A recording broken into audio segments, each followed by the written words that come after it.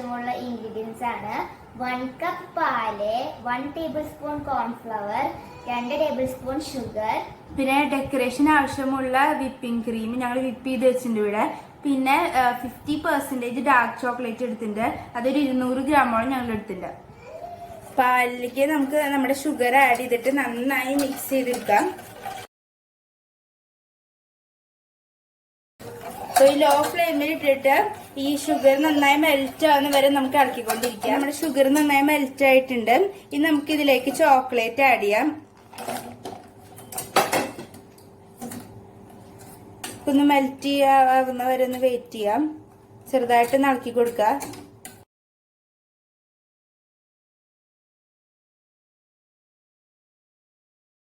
മെല്ലെ മെല്ലെ അലിഞ്ഞു വരുന്നുണ്ട്.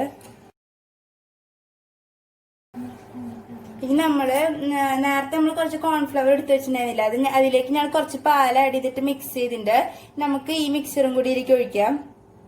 ഇത് ഒഴിച്ചു കഴിഞ്ഞാൽ നന്നായി ഇളക്കണം, അല്ലെങ്കിൽ ഇത് കട്ട പിടിക്കും.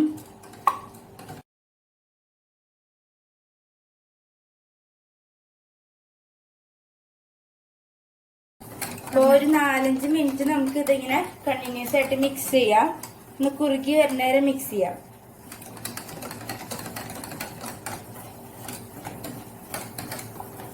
കണ്ടില്ലേ, നന്നായി കുറുകി വന്നിട്ടുണ്ട്. നമ്മുടെ ചോക്ലേറ്റ് ഹോട്ട് സോസ് റെഡി ആയിട്ടുണ്ട്. നമുക്ക് സ്റ്റൗ ഓഫ് ചെയ്യാം. ഇനി നമുക്കിത് 4 പാത്രത്തിൽ സെർവ് ചെയ്യാം. അപ്പോൾ അതൊന്ന് കൂളായിട്ട് വേണം നമുക്ക് നമ്മുടെ വിപ്പിംഗ് ക്രീം അതിന്റെ മുകളിൽ ഡെക്കറേറ്റ് ചെയ്യാൻ, അല്ലെങ്കിൽ നമ്മുടെ വിപ്പിംഗ് ക്രീം അങ്ങോട്ട് അലിഞ്ഞു പോവും. നമുക്കിതൊന്ന് ഡെക്കറേറ്റ് ചെയ്തെടുക്കാം. അപ്പൊ ആദ്യം ഞങ്ങളിവിടെ വിപ്പിംഗ് ക്രീം കൊണ്ടാണ് ഡെക്കറേറ്റ് ചെയ്യണത്.